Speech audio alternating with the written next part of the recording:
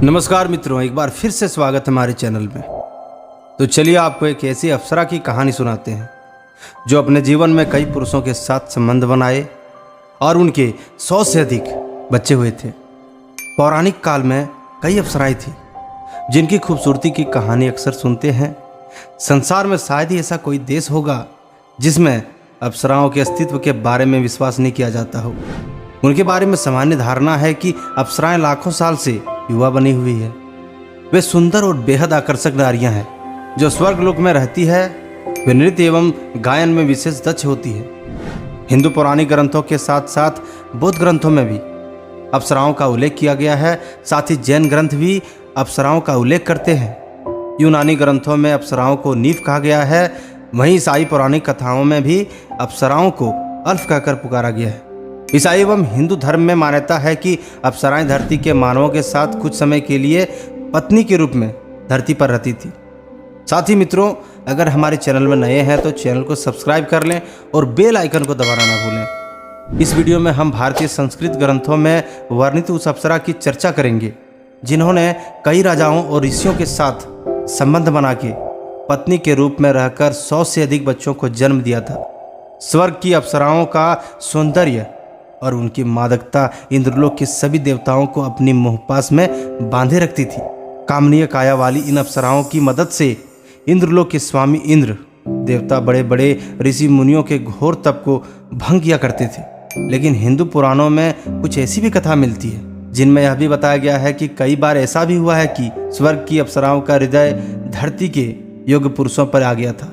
हिंदू मान्यताओं के मुताबिक स्वर्ग में वैसे तो कई अप्सरा थी, लेकिन उनमें से 11 अप्सराएं सबसे सुंदर थी। इन सभी अप्सराओं की प्रधान अप्सरा रंभा थी। शास्त्रों में अप्सराओं की संख्या 108 से लेकर 1008 तक बताई गई है। उन 11 सुंदर अप्सराओं में से एक थी घृताची। घृताची कश्यप ऋषि और प्रधा की बेटी थी। उसकी खूबसूरती के चर्चे दूर दूर तक थे। कहते हैं कि घृताची इतनी सुंदर थी कि उसे देखकर एक तपस्वी भी अपनी साधना तोड़ दे। घृताची को सबसे कामुक अप्सरा भी माना जाता था। इसी वजह से उसके कई लोगों से संबंध बने, जिनमें से एक थे ऋषि भारद्वाज। वैदिक ऋषियों में भारद्वाज ऋषि का अति ऊंचा स्थान है। भारद्वाज के पिता बृहस्पति और माता ममता थी। महर्षि भारद्वाज मंत्र, अर्थशास्त्र, शस्त्र विद्या, आयुर्वेद आदि के विशेषज्ञ, विज्ञान वेता और मंत्र दृष्टा थे। भारद्वाज ने व्याकरण का ज्ञान इंद्र से प्राप्त किया था, तो महर्षि भृगु ने उन्हें धर्मशास्त्र का उपदेश दिया था। ऋक तंत्र के अनुसार वे ब्रह्मा, बृहस्पति एवं इंद्र के बाद वे चौथे व्याकरण प्रवक्ता थे।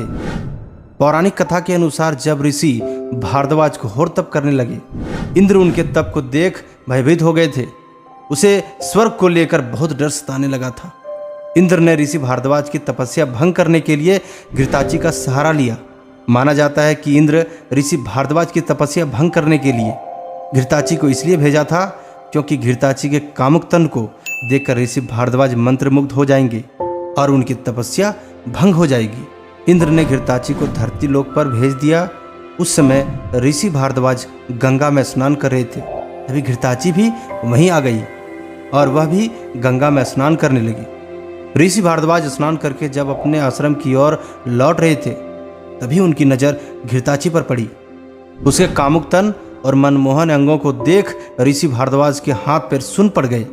वह भीगे वस्त्रों में बिल्कुल चांद की तरह चमक रही थी। उसकी चमक ऋषि भारद्वाज को अपनी ओर खींच रही थी।